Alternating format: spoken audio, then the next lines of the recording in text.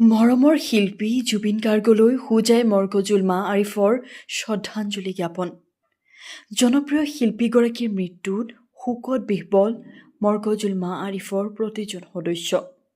আজি দুপৰীয়া সংস্থাটোৰ মুখ্য কাৰ্যালয়ত জুবিন গাৰ্গৰ ছবিত মাল্যাৰ্পণ কৰি তেখেতৰ বিদেশ আত্মাৰ চিৰশান্তি কামনা কৰা হয়।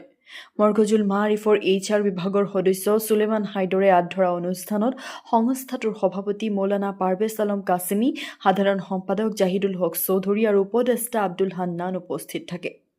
জাহিদুল হক চৌধুৰীয়ে এই উপলক্ষে শিল্পী জুবিন গাৰ্গ সন্দৰ্ভত মৰকজুল মা আৰিফৰ শ্ৰদ্ধেয় সভাপতি পাৰভেজ আলম সাহেব, মৰকজুল মা আৰিফৰ উপদেষ্টা উপস্থিত আব্দুল হান্নান সাহেব, মোৰ সহকৰ্মী বন্ধুসকল, আপোনালোকে সকলোৱে অৱগত যে অসমৰ এগৰাকী বলিষ্ঠ কণ্ঠশিল্পী, আমাৰ সকলোৰে হিয়াৰ আমটো জুবিন গাৰ্গ আমাৰ মাজত আৰু নাই। যোৱাকালি তেখেতৰ ছিংগাপুৰত অকাল মৃত্যু ঘটিছে। তেখেতৰ এই আকস্মিক মৃত্যুত অসমৰ লগতে সমগ্ৰ দেশত শোকৰ বন্যা বৈছে আৰু আমি মৰকজুল মা আৰিফৰ পৰিয়ালবৰ্গও সমানভাৱে শোকাগ্ৰস্ত আৰু মৰ্মাহত হৈছোঁ।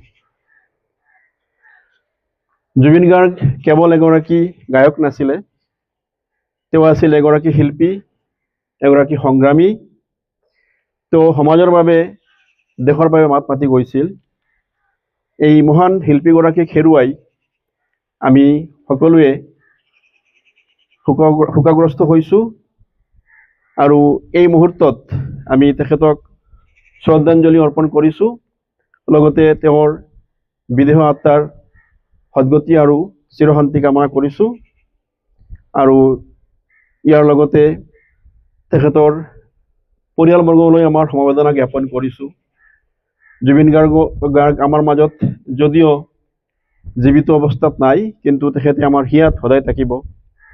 আমি আকৌ এবাৰ মৰকজুল মা আৰিফৰ তৰফৰ পৰা তেখেতৰ আত্মাৰ চিৰশান্তি কামনা কৰিছোঁ। মৰকজুল মা আৰিফৰ সদস্যসকলে জুবিন গাৰ্গৰ আত্মাৰ চিৰশান্তি কামনা কৰি 1 মিনিট মৌনব্ৰত পালন কৰে। তাৰ পিছত শিল্পীগৰাকীৰ প্ৰতি শ্ৰদ্ধা জনাই অফিচ ছুটি ঘোষণা কৰা হয়।